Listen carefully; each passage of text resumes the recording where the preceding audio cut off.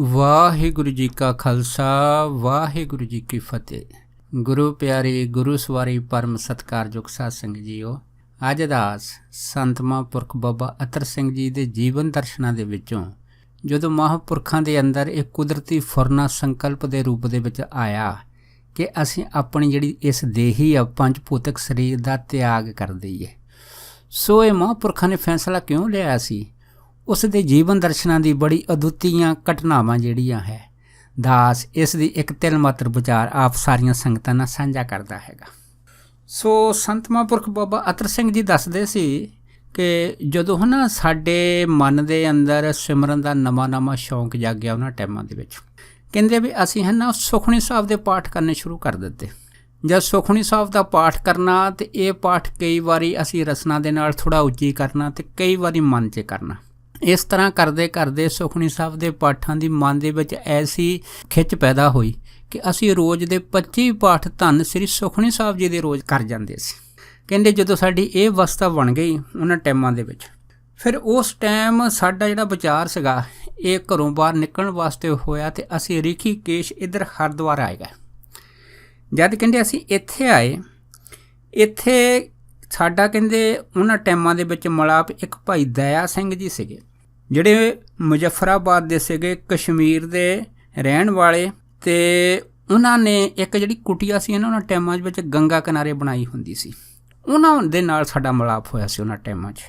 ਸੋ ਭਾਈ ਦਇਆ ਸਿੰਘ ਜੀ ਬਹੁਤ ਵੱਡੇ ਭਜਨੀਕ ਸਾਧੂ ਸੀਗੇ, ਬਹੁਤ ਉੱਚੀ ਅਵਸਥਾ ਦੇ ਮਾਲਕ ਸੀਗੇ, ਅਤੇ ਉੱਥੇ ਦੇ ਜਿੰਨੇ ਵੀ ਜਿਹੜੇ ਲੋਕੀ ਆਲੇ ਦੁਆਲੇ ਦੇ ਰਹਿਣ ਵਾਲੇ ਪਿੰਡਾਂ ਨਗਰਾਂ ਦੇ ਵਿੱਚ ਸੰਤ ਬਾਬਾ ਤਰਸੂਣੀ ਦੱਸਦੇ ਸੀ ਭਾਈ ਦਇਆ ਸਿੰਘ ਨੇ ਇੱਥੇ ਸਿੱਖੀ ਦਾ ਇੰਨਾ ਪ੍ਰਚਾਰ ਕੀਤਾ ਇਸ ਇਲਾਕੇ ਦੇ ਅੰਦਰ ਕਿ ਕਹਿੰਦੇ ਵੀ ਔਰੰਗੇ ਨੇ ਤਲਵਾਰ ਦੇ ਜ਼ੋਰ ਦੇ ਨਾਲ ਆਪਣੀ ਜ਼ਿੰਦਗੀ ਵਿੱਚ ਇੰਨੇ ਮੁਸਲਮਾਨ ਨਹੀਂ ਬਣਾਏ ਜਿੰਨੇ ਭਾਈ ਦਇਆ ਸਿੰਘ ਹੋਣਾ ਨੇ ਸ਼ੁਭ ਅਮਲ ਅਤੇ ਸ਼ੁਭ ਉਪਦੇਸ਼ ਦੁਆਰਾ ਇੱਥੇ ਸਿੰਘ ਸਜਾਤੇ ਸੀਗੇ।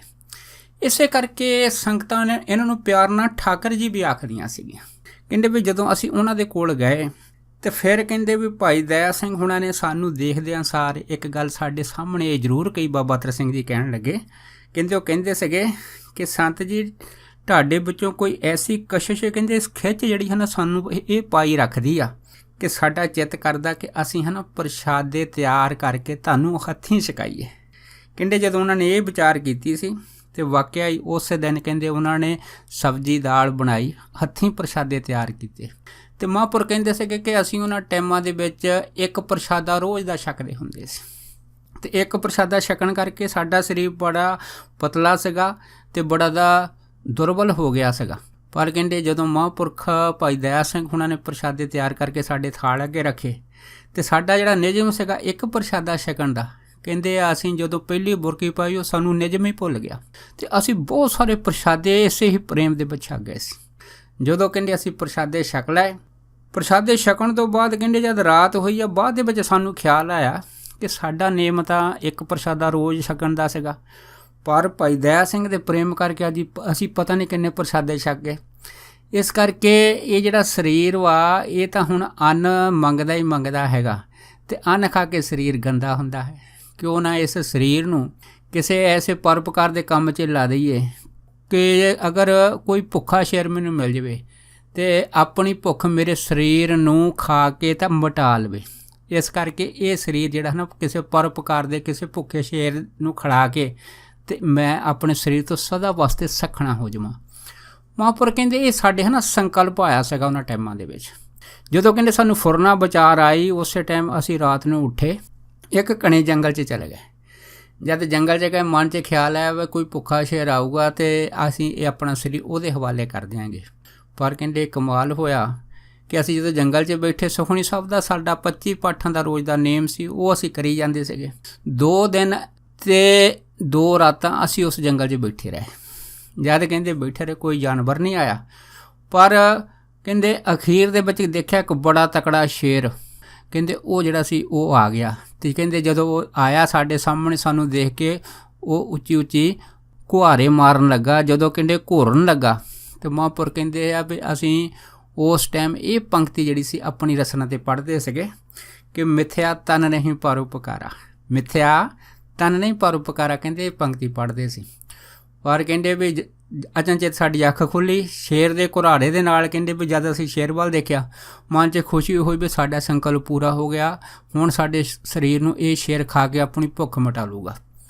ਪਰ ਕਹਿੰਦੇ ਜਿਉਂ ਹੀ ਉਹ ਸ਼ੇਰ ਜਿਹੜਾ ਸੀਗਾ ਉਹ ਸਾਡੇ ਪਾਸ ਆਇਆ, ਅਤੇ ਕਹਿੰਦੇ ਸਾਡੀ ਹੈਰਾਨੀ ਦੀ ਹੱਦ ਨਾ ਰਹੀ ਕਿ ਉਹ ਸ਼ੇਰ ਸਾਡੀ ਪਰਿਕਰਮਾ ਕਰਕੇ ਵਾਪਸ ਜਿੱਧਰ ਆਇਆ ਸੀ ਉੱਧਰ ਹੀ ਚਲਾ ਗਿਆ, ਬਿਲਕੁਲ ਸਾਡੇ ਨਾਲ ਦੀ। ਜਿਵੇਂ ਇਸ ਤਰ੍ਹਾਂ ਹਨ, ਬੜੇ ਪ੍ਰੇਮ ਦੇ ਨਾਲ ਕਹਿੰਦੇ ਉਹਨੇ ਸਾਨੂੰ ਹਵਾ ਦੇ ਵਿੱਚ ਹੀ ਸੁੰਘਿਆ ਅਤੇ ਨਾਲ ਪਰਿਕਰਮਾ ਕੀਤੀ, ਅਤੇ ਜਿਵੇਂ ਉਹ ਕੋਈ ਨਮਸਕਾਰ ਕਰਕੇ ਉੱਥੋਂ ਵਾਪਸ ਚਲੇ ਗਿਆ।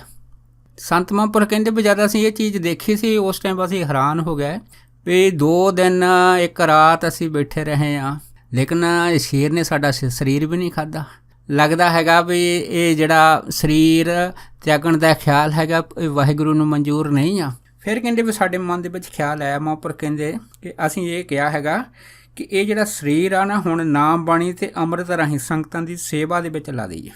ਕਹਿੰਦੇ ਫਿਰ ਇਹ ਜਦੋਂ ਵਿਚਾਰ ਆਇਆ, ਮੁੜ ਕੇ ਫਿਰ ਅਸੀਂ ਉਸ ਜੰਗਲ 'ਚ ਉੱਠੇ ਸੀ। ਮੁੜ ਕੇ ਫਿਰ ਭਾਈ ਦਇਆ ਸਿੰਘ ਜਿਨ੍ਹਾਂ ਨੂੰ ਸੰਗਤ ਜੀ ਪਿਆਰ ਨਾਲ ਠਾਕਰ ਜੀ ਕਹਿੰਦੀ ਸੀ, ਉਹਨਾਂ ਪਾਸ ਆ ਗਏ। ਜਦੋਂ ਕਹਿੰਦੇ ਉਹਨਾਂ ਪਾਸ ਆਏ, ਉਹਨਾਂ ਨੂੰ ਅਸੀਂ ਸਾਰੀ ਇਹ ਗੱਲ ਦੱਸ ਦਿੱਤੀ। ਜਦ ਦੱਸ ਦਿੱਤੀ ਅਤੇ ਕਹਿੰਦੇ ਵੀ ਅਸੀਂ ਉਹਨਾਂ ਤੋਂ ਜਾਣ ਦੀ ਆਗਿਆ ਮੰਗੀ, ਅਤੇ ਕਹਿੰਦੇ ਭਾਈ ਦਇਆ ਸਿੰਘ ਹੁਣਾਂ ਨੇ ਇੱਕ ਕੱਪੜੇ ਦੀ ਪੋਟਲੀ ਲਈ। ਉਸ ਪੋਟਲੀ ਦੇ ਵਿੱਚ 300 ਰੁਪਈਏ ਚਾਂਦੀ ਦੇ ਉਹਨਾਂ ਟਾਈਮਾਂ ਦੇ, ਕਹਿੰਦੇ ਸਾਡੇ ਲੱਕ ਦੇ ਨਾਲ ਪੋਟਲੀ ਬੰਨ੍ਹਤੀ ਅਤੇ ਸਾਨੂੰ ਕਹਿਤਾ ਵੀ ਜਿੱਥੇ ਵੀ ਤੁਸੀਂ ਜਾਓਗੇ ਤੁਹਾਡੇ ਇਹ ਖਰਚੇ ਵਾਸਤੇ ਕੰਮ ਆਉਣਗੇ। ਮਹਾਂਪੁਰਖ ਕਹਿੰਦੇ ਵੀ ਉਹਨਾਂ ਨੇ ਪੋਟਲੀ ਬੰਨ੍ਹਤੀ, ਮੈਨੂੰ ਇੰਨਾ ਹੀ ਦੱਸਿਆ ਸੀਗਾ ਵੀ ਇਹ 300 ਰੁਪਈਏ ਆ, ਇਹ ਤੁਹਾਡੇ ਰਾਹ ਦੇ ਵਿੱਚ ਤੁਹਾਨੂੰ ਖਰਚ ਪਾਣੀ ਜਿਹੜਾ ਹੈਗਾ ਅਸੀਂ ਤੁਹਾਨੂੰ ਦੇ ਦਿੱਤਾ ਹੈਗਾ। ਉਸ ਤੋਂ ਬਾਅਦ ਬਾਬਾ ਤਰਸੋਂ ਹੋਣੀ ਕਹਿੰਦੇ ਕਿ ਅਸੀਂ ਜਿਉਂ ਤੁਰੇ, ਪਰ ਜਿੱਥੇ ਵੀ ਕਹਿੰਦੇ ਸਾਨੂੰ ਇਸ਼ਨਾਨ ਕਰਨ ਨੂੰ ਕਿਤੇ ਵੀ ਕੋਈ ਜਗ੍ਹਾ ਲੱਭਦੀ ਸੀ, ਉੱਥੇ ਅਸੀਂ ਇਸ਼ਨਾਨ ਕਰ ਲੈਂਦੇ ਸੀਗੇ। ਪਰ ਕਹਿੰਦੇ ਉਹਨਾਂ ਟਾਈਮਾਂ 'ਚ ਸਾਡੇ ਇੱਕ ਤੇੜ ਕਸ਼ਹਿਰਾ ਸੀਗਾ ਅਤੇ ਇੱਕ ਕੁੜਤਾ ਸੀਗਾ, ਜਿਹਨੂੰ ਮਹਾਂਪੁਰਖ ਕੱਫਣੀ ਕਹਿੰਦੇ ਸੀ। 2 ਹੀ ਚੀਜ਼ਾਂ ਸੀਗੀਆਂ। ਇਸ ਤਰ੍ਹਾਂ ਕਹਿੰਦੇ ਸਣੇ ਕੁੜਤੇ ਸਣੇ ਜਿਹੜੇ ਸੀ ਕਸ਼ਹਿਰੇ ਅਸੀਂ ਇਸ਼ਨਾਨ ਕਰ ਲੈਂਦੇ ਸੀਗੇ।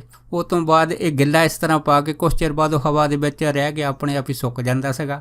ਇਸ ਤਰ੍ਹਾਂ ਅਸੀਂ ਪੜਾਅ ਬਾਈ ਪੜਾਅ ਜਿਹੜੇ ਸੀਗੇ ਇਹ ਸਫ਼ਰ ਤੈਅ ਕਰਦੇ ਆਏ। ਪਰ ਕਹਿੰਦੇ ਕਈ ਵਾਰੀ ਇਸ਼ਨਾਨ ਕਰਨ ਦੇ ਨਾਲ ਉਹ ਜਿਹੜਾ ਪੈਸਿਆਂ ਵਾਲਾ ਕੱਪੜਾ ਸੀ ਬਹੁਤ ਜ਼ਿਆਦਾ ਗਿੱਲਾ ਹੋ ਗਿਆ ਅਤੇ ਉਹਦਾ ਰੰਗ ਚਿੱਟਾ ਹੋ ਗਿਆ। ਫਿਰ ਮਹਾਂਪੁਰਖ ਦੱਸਦੇ ਸੀ, ਕਹਿੰਦੇ ਵੀ ਅਸੀਂ ਉੱਥੋਂ ਜਿਉਂ ਤੁਰੇ ਹਾਂ, ਜਦੋਂ ਕਹਿੰਦੇ ਅਸੀਂ ਧੂਰੀ ਪਹੁੰਚੇ ਉਹਨਾਂ ਟਾਈਮਾਂ ਦੇ ਵਿੱਚ, ਧੂਰੀ ਜਾ ਕੇ ਕਹਿੰਦੇ ਅਸੀਂ ਇੱਕ ਜਗ੍ਹਾ ਇਸ਼ਨਾਨ ਕੀਤਾ। ਜਦ ਇਸ਼ਨਾਨ ਕੀਤਾ ਅਤੇ ਇਹ ਜਿਹੜੀ ਪੈਸੇ ਵਾਲੀ ਪੋਟਲੀ ਸੀ, ਜਿਹਦੇ ਪਾਸੇ ਅਸੀਂ ਕਦੀ ਨਜ਼ਰ ਹੀ ਨਹੀਂ ਸੀ ਮਾਰੀ, ਇਹ ਪੂਰੀ ਤਰ੍ਹਾਂ ਗਿੱਲੀ ਹੋ ਗਈ ਸੀ, ਪੂਰੀ ਤਰ੍ਹਾਂ ਉਹ ਸੜ ਗਈ ਸੀ, ਪਾਣੀ ਦੇ ਨਾਲ ਗਲ ਗਈ ਸੀ। ਉਸ ਤੋਂ ਬਾਅਦ ਕਹਿੰਦੇ ਜਦੋਂ ਅਸੀਂ ਇਸ ਤਰ੍ਹਾਂ ਗਿੱਲੇ ਕੱਪੜਿਆਂ ਰਾਹੀਂ ਅੱਗੇ ਤੁਰੇ ਹਾਂ, ਰਸਤੇ ਦੇ ਵਿੱਚ ਉਹ ਜਿਹੜਾ ਪੈਸਿਆਂ ਵਾਲੀ ਪੋਟਲੀ ਦਾ ਕੱਪੜਾ ਸੀਗਾ ਉਹ ਪਾਟ ਗਿਆ। ਪਾਟਣ ਦੇ ਨਾਲ ਉਹ ਜਿਹੜੇ ਸਾਰੇ ਪੈਸੇ 300 ਰੁਪਈਆ ਚਾਂਦੀ ਦਾ ਸੀਗਾ ਉਹ ਜ਼ਮੀਨ ਦੇ ਉੱਤੇ ਸਾਰਾ ਖਿੱਲਰ ਗਿਆ। ਅਤੇ ਮਹਾਂਪੁਰਖ ਕਹਿੰਦੇ ਜਦੋਂ ਪੈਸੇ ਖਿੱਲਰੇ ਆ, ਅਸੀਂ ਉਹਨਾਂ ਪੈਸਿਆਂ ਨੂੰ ਦੇਖਣਾ ਤਾਂ ਇੱਕ ਪਾਸੇ ਰਿਹਾ, ਸਾਡੇ ਮਨ ਵਿੱਚ ਇਹ ਸੰਕਲਪ ਹੀ ਨਹੀਂ ਆਇਆ ਕਿ ਅਸੀਂ ਇਸ ਚੀਜ਼ ਨੂੰ ਆਪਣੇ ਪਾਸ ਰੱਖ ਲਈਏ। ਮਹਾਂਪੁਰਖ ਕਹਿੰਦੇ ਅਸੀਂ ਕਿਉਂਕਿ ਨਾਮ ਦੀ ਖੁਮਾਰੀ ਵਿੱਚ ਪੂਰੀ ਤਰ੍ਹਾਂ ਮਸਤ ਸੀਗੇ, ਅਸੀਂ ਬੇਧਿਆਨੇ ਹੋਏ ਉਹੀ ਪੈਸੇ ਜਿਹੜੇ 300 ਰੁਪਈਆ ਚਾਂਦੀ ਦਾ था ਜ਼ਮੀਨ ਦੇ ਉੱਤੇ ਖਿਲਰ ਗਏ ਸੀ, ਇਸੇ ਤਰ੍ਹਾਂ ਛੱਡ ਕੇ ਉੱਥੋਂ ਅੱਗੇ ਤੁਰ ਪਏ ਸੀ। ਜੋ ਕਹਿੰਦੇ ਅਸੀਂ ਅੱਗੇ ਤੁਰੇ ਹਨ ਉਸ ਤੋਂ ਕਰਦੇ ਉਸ ਤੋਂ ਬਾਅਦ ਮਹਾਂਪੁਰਖ ਕਹਿੰਦੇ ਫਿਰ ਅਸੀਂ ਸਿਆਲਕੋਟ ਪਹੁੰਚੇ। ਜਦ ਸਿਆਲਕੋਟ ਪਹੁੰਚੇ ਆ ਅਤੇ ਇੱਥੇ ਗੁਰਦੁਆਰਾ ਬੇਰ ਸਾਹਿਬ ਦੇ ਕਹਿੰਦੇ ਅਸੀਂ ਲਾਗੇ ਪਹੁੰਚ ਗਏ। ਇੱਥੇ ਇੱਕ ਮਹਾਤਮਾ ਜਿਹੜੀ ਸੀ ਸਾਨੂੰ ਮਿਲੇ ਉਹਨਾਂ ਟਾਈਮਾਂ ਦੇ ਵਿੱਚ। ਉਸ ਤੋਂ ਬਾਅਦ ਫਿਰ ਅਸੀਂ ਇੱਥੇ ਕੁਛ ਟਾਈਮ ਰਿਹਾਇਸ਼ ਰੱਖੀ ਅਤੇ ਆਪ ਨੂੰ ਭਜਨ ਸਿਮਰਨ ਬੰਦਗੀ ਦੇ ਵਿੱਚ ਲਾਤਾ। ਕਿਤੇ ਮਹਾਂਪੁਰਖ ਕਹਿੰਦੇ ਸੀ ਵੀ ਅਸੀਂ ਥੋੜ੍ਹਾ ਜਿਹਾ ਆਰਾਮ ਵੀ ਕਰ ਲੈਂਦੇ ਸੀਗੇ। ਪਰ ਇੱਕ ਦਿਨ ਮਨ ਦੇ ਵਿੱਚ ਫਿਰ ਜਿਹੜਾ ਸੀਗਾ ਇਹ ਫੁਰਨਾ ਬੜੀ ਜ਼ੋਰ ਦੇ ਨਾਲ ਪ੍ਰਬਲ ਹੋਇਆ ਕਿ ਤੈਂ ਸਰੀਰ ਕੀ ਕਰਨਾ ਹੈਗਾ, ਇਸ ਕਰਕੇ ਤੂੰ ਇਹ ਸਰੀਰ ਨੂੰ ਛੱਡ ਕੇ ਇੱਕ ਪਾਸੇ ਹੋ ਜਾ। ਕਹਿੰਦੇ ਜਦੋਂ ਮਨ ਦੇ ਵਿੱਚ ਮੇਰੇ ਫੁਰਨਾ ਆਇਆ, ਕਿਉਂਕਿ ਜਿਹੜਾ ਪਹਿਲਾ ਫੁਰਨਾ ਸੀਗਾ ਕਿ ਅਸੀਂ ਸਰੀਰ ਸ਼ੇਰ ਦੇ ਹਵਾਲੇ ਕੀਤਾ, ਸ਼ੇਰ ਨੇ ਨਹੀਂ ਖਾਧਾ। ਦੂਜੀ ਵਾਰੀ ਫੇਰ ਕਹਿੰਦੇ ਇਹ ਜਿਹੜਾ ਫੁਰਨਾ ਬੜੀ ਜ਼ੋਰ ਦੇ ਨਾਲ ਉੱਠਿਆ ਅਤੇ ਉਸ ਟਾਈਮ ਮਹਾਂਪੁਰਖ ਕਹਿੰਦੇ ਵੀ ਅਸੀਂ ਫਿਰ ਰਾਤ ਨੂੰ ਅੱਧੀ ਰਾਤ ਨੂੰ ਉੱਠੇ ਹਾਂ ਅਤੇ ਉੱਥੇ ਜਿਹੜਾ ਸਰੋਵਰ ਸੀਗਾ ਸਰੋਵਰ ਦੇ ਕੋਲ ਚਲੇ ਗਏ। ਜਦੋਂ ਹੀ ਸਰੋਵਰ ਦੇ ਆਲੇ ਦੁਆਲੇ ਨਜ਼ਰ ਮਾਰੀ, ਕੋਈ ਵੀ ਆਦਮੀ ਸਾਨੂੰ ਨਜ਼ਰ ਨਹੀਂ ਆਇਆ ਅਤੇ ਮਹਾਂਪੁਰਖ ਕਹਿੰਦੇ ਅਸੀਂ ਸਰੋਵਰ ਦੇ ਵਿੱਚ ਛਾਲ ਮਾਰਦੀ। ਜਿਉਂ ਹੀ ਕਹਿੰਦੇ ਅਸੀਂ ਸਰੋਵਰ 'ਚ ਛਾਲ ਮਾਰੀ, ਛਾਲ ਮਾਰਨ ਦੇ ਨਾਲ ਸਰੋਵਰ ਦੇ ਥੱਲੇ ਜਿਹੜਾ ਚੱਕੜ ਸੀਗਾ ਉਹ ਚੱਕੜ ਵਿੱਚ ਬਾਬਾ ਅਤਰ ਸਿੰਘ ਕਹਿੰਦੇ ਵੀ ਸਾਡੀ ਇੱਕ ਛੋਟੀ ਜਿਹੀ ਜਿਹੜੀ ਸੀਸ ਦੀ ਦਸਤਾਰ ਸੀ ਉਹ ਉਸ ਚੱਕੜ 'ਚ ਫਸ ਗਈ ਅਤੇ ਉਹਦੇ ਨਾਲ ਹੀ ਸਾਡਾ ਕੰਘਾ ਵੀ ਉਹਦੇ ਵਿੱਚ ਫਸ ਗਿਆ। ਜਦ ਫਸ ਗਿਆ ਤਾਂ ਅਸੀਂ ਕੁਛ ਟਾਈਮ ਕਹਿੰਦੇ ਅਸੀਂ ਬਿਲਕੁਲ ਪਾਣੀ ਦੀ ਤਹਿ ਦੇ ਥੱਲੇ ਰਹੇ ਹਾਂ। ਪਰ ਥੱਲੇ ਰਹਿਣ ਤੋਂ ਬਾਅਦ ਅਚਨਚੇਤ ਕਿਸੇ ਗੁਪਤ ਸ਼ਕਤੀ ਨੇ ਕਹਿੰਦੇ ਸਾਨੂੰ ਫੁੱਲ ਵਾਂਗੂ ਚੱਕ ਕੇ ਉਹ ਸਰੋਵਰ ਤੋਂ ਬਾਹਰ ਜਿਹੜਾ ਉੱਪਰਲਾ ਪੈੜ ਸੀਗਾ ਪੌਡਾ ਸੀਗਾ ਉਹਦੇ ਉੱਤੇ ਸੁੱਕੇ 'ਤੇ ਲਿਆ ਕੇ ਕਹਿੰਦੇ ਟਿਕਾ ਦਿੱਤਾ। ਜਦ ਕਿਸੇ ਗੁਪਤ ਸ਼ਕਤੀ ਨੇ ਫੁੱਲ ਵਾਂਗੂ ਸਾਨੂੰ ਸਰੋਵਰ ਦੇ ਪਾਣੀ ਵਿੱਚੋਂ ਕੱਢ ਕੇ ਬਾਹਰ ਉੱਪਰਲੇ ਪੌਡੇ 'ਤੇ ਕਹਿੰਦੇ ਉਹਨੇ ਟਿਕਾ ਦਿੱਤਾ ਸੀਗਾ। ਅਤੇ ਬਾਬਾ ਅਤਰ ਸਿੰਘ ਜੀ ਕਹਿੰਦੇ ਅਸੀਂ ਹੈਰਾਨ ਹੋ ਗਏ ਕਿ ਅਸੀਂ ਤਾਂ ਸਰੀਰ ਛੱਡਣਾ ਸੀਗਾ, ਪਰ ਦੇਖੋ ਸਾਡੇ ਸਰੀਰ ਨੂੰ ਕਿਸੇ ਗੁਪਤ ਸ਼ਕਤੀ ਨੇ ਪਾਣੀ ਵਿੱਚੋਂ ਕੱਢ ਕੇ ਬਿਲਕੁਲ ਉੱਪਰ ਲਿਆ ਕੇ ਜਿਹੜਾ ਹੈਗਾ ਉਹ ਬੜੀ ਸੇਫ ਜਗ੍ਹਾ ਦੇ ਉੱਤੇ ਲੰਮਾ ਪਾਤਾ ਹੈਗਾ। ਫਿਰ ਬਾਬਾ ਅਤਰ ਸਿੰਘ ਜੀ ਕਹਿਣ ਲੱਗੇ ਕਿ ਅਸੀਂ ਫਿਰ ਇਹ ਜਿਹੜਾ ਸੰਕਲਪ ਸੀਗਾ ਸਰੀਰ ਤਿਆਗਣ ਦਾ ਉਹ ਫਿਰ ਛੱਡ ਦਿੱਤਾ। ਫਿਰ ਮਨ ਵਿੱਚ ਕਦੀ ਵਿਚਾਰ ਹੀ ਨਹੀਂ ਆਇਆ ਵੀ ਅਸੀਂ ਮੁੜ ਕੇ ਸਰੀਰ ਇਹ ਤਿਆਗਣਾ ਹੈਗਾ। ਉਸ ਤੋਂ ਬਾਅਦ ਫਿਰ ਬਾਬਾ ਜੀ ਕਹਿਣ ਲੱਗੇ ਕਿ ਸਾਡੇ ਮਨ ਦੇ ਵਿੱਚ ਫਿਰ ਇਹ ਵਿਚਾਰ ਆਇਆ ਕਿ ਅਸਲ ਦੇ ਵਿੱਚ ਬੰਦਾ ਜਿੰਨੀ ਮਰਜ਼ੀ ਕੋਸ਼ਿਸ਼ ਕਰੇ ਅਤੇ ਜਦ ਤੱਕ ਵਾਹਿਗੁਰੂ ਉਹਦੀ ਕੋਸ਼ਿਸ਼ ਦੇ ਵਿੱਚ ਸਹਿਮਤ ਨਹੀਂ ਆ, ਉਸ ਆਦਮੀ ਨੂੰ ਕੋਈ ਮਾਰ ਨਹੀਂ ਸਕਦਾ ਅਤੇ ਨਾ ਕੋਈ ਜਵਾਲ ਸਕਦਾ ਹੈਗਾ, ਕਿਉਂਕਿ ਮਾਰੇ ਰਾਖੇ ਇੱਕੋ ਆਪ, ਮਾਰ 'ਤੇ ਰੱਖਣ ਵਾਲਾ ਇੱਕੋ ਇੱਕ ਪਰਮਾਤਮਾ ਹੈਗਾ। ਇਸ ਕਰਕੇ ਇਹ ਜਿਹੜਾ ਵਾਹਿਗੁਰੂ ਨੇ ਸਰੀਰ ਦਿੱਤਾ ਹੈਗਾ, ਇਹ ਸਰੀਰ ਨੂੰ ਸੰਸਾਰ ਦੇ ਕੰਮਾਂ ਦੇ ਵਿੱਚ ਲਾਈਏ, ਲੋਕ ਭਲਾਈ ਦੇ ਕਾਰਜ ਵਾਸਤੇ ਲਾਈਏ, ਤਾਂ ਜੋ ਇਹ ਸਰੀਰ ਜਿਹੜਾ ਸਫਲਾ ਹੋ ਜਾਵੇ। ਮਹਾਂਪੁਰਖ ਕਹਿੰਦੇ ਫਿਰ ਇਹ ਵਿਚਾਰ ਜਦੋਂ ਸਾਡੇ ਮਨ ਦੇ ਵਿੱਚ ਜਿਹੜੇ ਸੀ ਪੂਰੀ ਤਰ੍ਹਾਂ ਉੱਠੇ ਸੀਗੇ, ਉਸ ਤੋਂ ਬਾਅਦ ਫਿਰ ਅਸੀਂ ਨਿਸ਼ਚਾ ਕਰ ਲਿਆ ਵੀ ਅੱਜ ਤੋਂ ਬਾਅਦ ਜਿੰਨੇ ਵੀ ਸ਼ੁਭ ਅਮਲ ਸ਼ੁਭ ਉਪਦੇਸ਼ ਆਏ ਸੰਗਤਾਂ ਦੇ ਵਿੱਚ ਵੰਡ ਕੇ ਅਤੇ ਸੰਗਤ ਦਾ ਜਿਹੜਾ ਪਾਰ ਉਤਾਰਾ ਕੀਤਾ ਜਾਵੇ। ਫਿਰ ਮਹਾਂਪੁਰਖ ਕਹਿੰਦੇ ਆ ਉਸ ਤੋਂ ਬਾਅਦ ਸਾਡੇ ਮਨ ਦੇ ਅੰਦਰ ਕਦੀ ਵੀ ਸਰੀਰ ਤਿਆਗਣ ਦਾ ਖਿਆਲ ਤੱਕ ਨਹੀਂ ਸੀ ਆਇਆ। ਸੋ ਇਹ ਉਦੋਂ ਖਿਆਲ ਆਇਆ ਸੀ ਜਦੋਂ ਅਸੀਂ ਨਵੇਂ ਭਜਨ ਸਿਮਰਨ ਦੇ ਵਿੱਚ ਆਏ ਸੀਗੇ, ਅਤੇ ਉਸ ਟਾਈਮ ਜਿਹੜਾ ਸਾਡਾ ਨੇਮ ਸੀਗਾ 25 ਪਾਸ ਸੁਖਮਨੀ ਸਾਹਿਬ ਦਾ ਸੀਗਾ। ਪਰ ਉਸ ਤੋਂ ਬਾਅਦ ਫਿਰ ਮਹਾਂਪੁਰਖ ਕਹਿਣ ਲੱਗੇ ਫਿਰ ਜਿਉਂ ਅਸੀਂ ਜਿਹੜੇ ਹੈ ਸੰਸਾਰ ਦੇ ਚੰਗੇ ਸ਼ੁਭ ਭਲਾਈ ਦੇ ਕਾਰਜਾਂ ਵਾਸਤੇ ਤੁਰੇ ਹਾਂ, ਉਸ ਤੋਂ ਬਾਅਦ ਫਿਰ 1.25 ਲੱਖ ਮੂਲ ਮੰਤਰ ਦਾ ਪਾਠ ਵੀ ਜਿਹੜਾ ਸੀ ਅਸੀਂ ਆਪਣੇ ਜੀਵਨ ਦੇ ਵਿੱਚ ਜੋੜ ਲਿਆ ਸੀਗਾ। ਉਸ ਤੋਂ ਬਾਅਦ ਫਿਰ ਅਨੇਕ ਬਾਣੀਆਂ ਜਪਜੀ ਸਾਹਿਬ ਦੇ ਪਾਠ ਇਸ ਤਰ੍ਹਾਂ ਕਰਨ ਦੇ ਨਾਲ ਮਹਾਂਪੁਰਖ ਕਹਿੰਦੇ ਫਿਰ 24 ਘੰਟੇ 8 ਪੈਰੀ ਸਾਨੂੰ ਫਿਰ ਨਾਮ ਦੀ ਖੁਮਾਰੀ ਚੜ੍ਹ ਗਈ ਸੀਗੀ। ਸੋ ਦਾਸ ਇੰਨੇ ਹੀ ਵਚਨ ਕਰਦਾ ਹੋਇਆ ਖਿਮਾ ਦਾ ਜਾਚਕ ਆ ਜੀ, ਹੋਈਆਂ ਬੇਅੰਤ ਭੁੱਲਾਂ ਚੁੱਕਾਂ ਦੀ ਖਿਮਾ ਬਖਸ਼ਣੀ। ਸੋ ਫਤਿਹ ਬੁਲਾਓ। ਵਾਹਿਗੁਰੂ ਜੀ ਕਾ ਖਾਲਸਾ, ਵਾਹਿਗੁਰੂ ਜੀ ਕੀ ਫਤਿਹ।